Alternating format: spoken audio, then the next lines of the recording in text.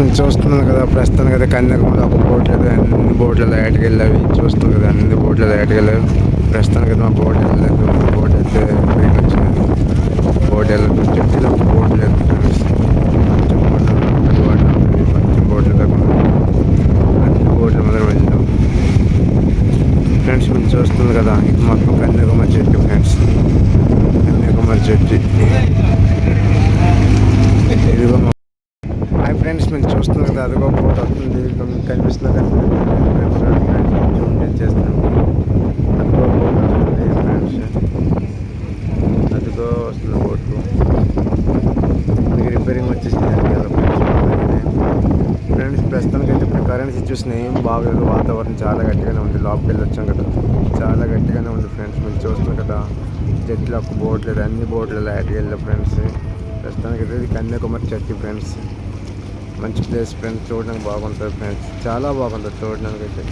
ఇది కన్యాకుమారి చెట్టు,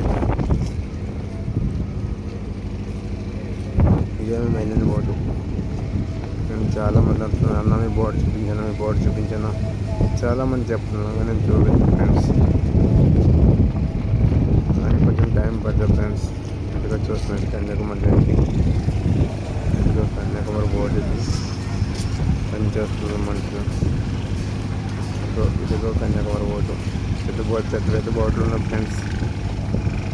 ఇదిగో బోటు, అదిగో పైబేరి వెళ్తుంది, చూస్తున్నాం కదా పైబేరి, అదిగో పైబేరి వెళ్తుంది. పైబేరికి ఇట్లా సరిపోతలు కన్యాకుమారి బోట్లు ఉన్నావు, కనీసం 30 మంది ఉండాలి, 30-25 ఉండాలి. అంతమంది ఉంటే అంత మంచిది మనకైతే, ఎందుకంటే లోపల గాలి చాలా గట్టిగానే ఉంటుంది, వాతావరణం ఏం బాగలేదు చూడటానికి కదా. అదిగో మన సూర్యుడు వచ్చేస్తున్నారు, మనకన్నా వేగంగా వచ్చేస్తున్నారు. సమయం అయిపోయింది ఫ్రెండ్స్. ఇప్పుడే జట్టుకి వచ్చా ఫ్రెండ్స్, జట్టుకి వచ్చే కనుక పని చేస్తాను.